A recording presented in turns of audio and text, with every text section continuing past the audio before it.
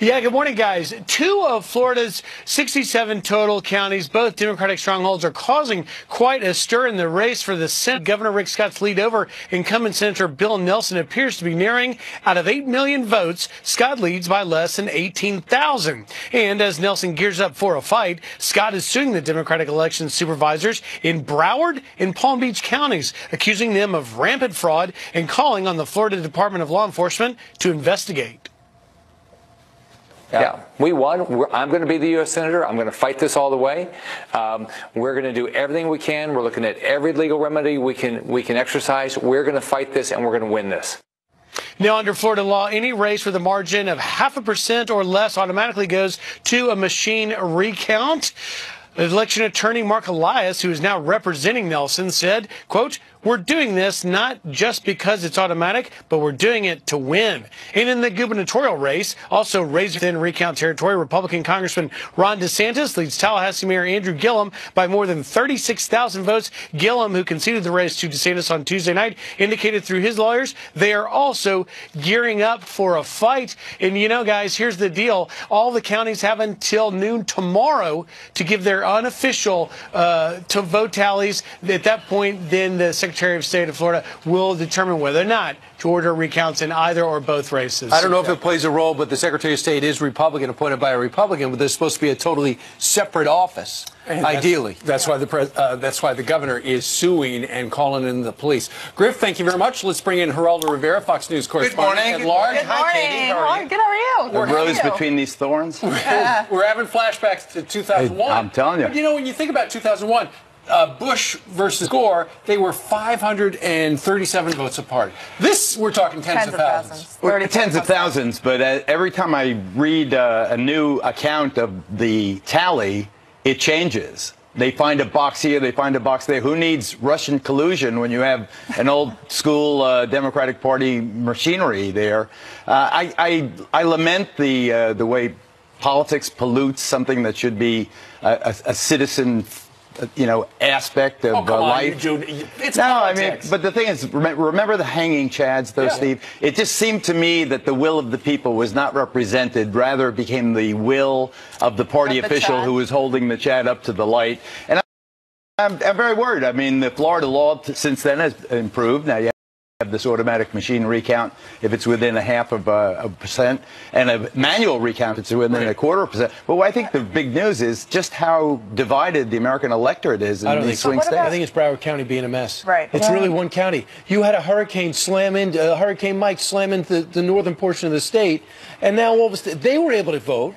And they pulled it off, and they were in within 30 minutes. They posted it. Here's a revolutionary concept.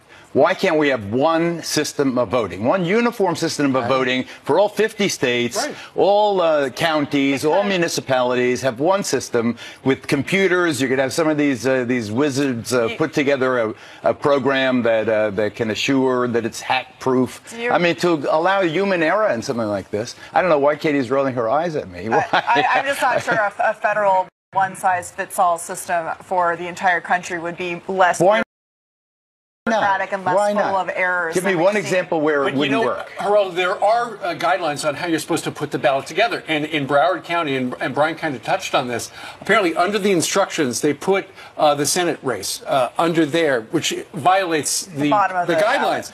Because then they did tests, and oftentimes when a race is under the instructions, people overlook it. The guy from Perkins Coie, the attorney, the Democrat attorney, he's suggesting that people mismarked it.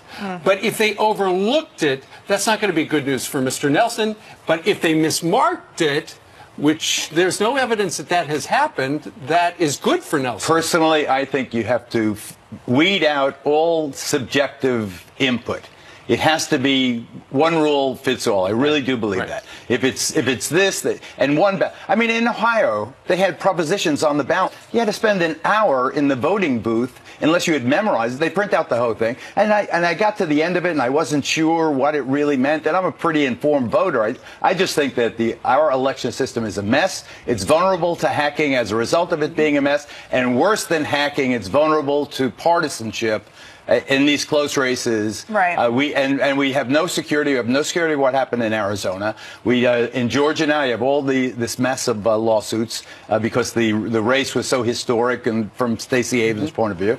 And now you have both the governorship and the Senate race in the key state of Florida up in the air. I just think it's shameful. What about Democrats already coming out and the attorney for the Democrats saying that they're in this to win? They're not necessarily just in it to recount votes. And you have the history of Broward County election supervisor Brenda Snipes being convicted in 2016 of illegally throwing away ballots. Now she's in charge of this recount. Florida law requires all early votes be counted by Tuesday. Here we are on Friday. It's not like this is a county that has a stellar record when it comes to the person in charge who has been convicted of this kind of fraud. And a leads Democrat. Right. But on the other hand, I remember Dade County where these Cuban-American guys that were best described as bouncer, very burly, physically intimidating guys went in there and physically confiscated the ballot boxes in Dade County in the 2000, 2001. We've got better since then. These people, Broward hasn't gotten better. If we've gotten better, why are we so many days out still not knowing what the margin of the Republican Senate 67 counties got problems with one. Right. Plus the big problem is there are senator. Who's the senator of Arizona?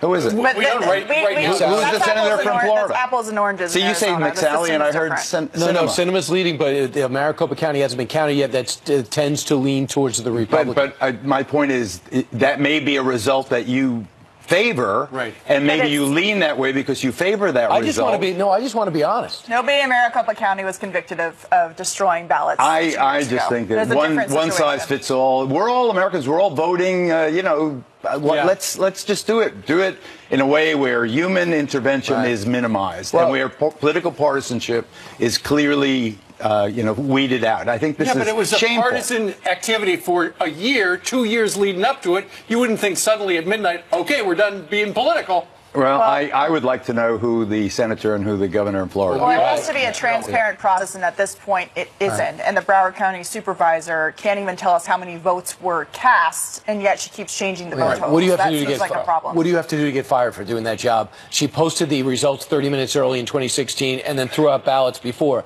How bad do you have to be at a job to lose it? That's a bigger question. Well, let the Secretary of State now move in, take physical custody of all these errant ballots and do a sensible count that stands the scrutiny of a hostile observer. Right, but to the average person, they see what's going on down there and they go, does my vote really count sometimes? Well, hey, did you hear about the agricultural commissioner? Yeah. We went to bed thinking he won. We wake up, he lost. Oh, we found some ballots. Geraldo, what do you think about Andrew Gillum now saying he may rescind his concession speech?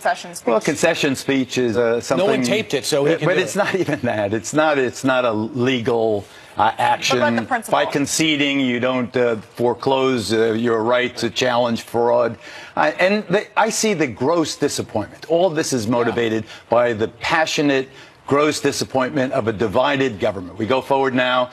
President Trump withheld the blue wave that was supposed to wash over the country, but you did have successes from the Democrats. They do now control the House. We're going to be bombarded with subpoenas and investigations now. We know exactly what we'll be talking about for at least the first year here. The president, very feisty, will have the Senate at his back. He won't be impeached as a result of that, but it's going to be a big mess. Right. And I think we might get something done for a few months. We might work on criminal justice reform. We might work on maybe some immigration and drug situations. I would love the president right now quietly, but the problem is you want him to go forward. The problem is with all of this outstanding.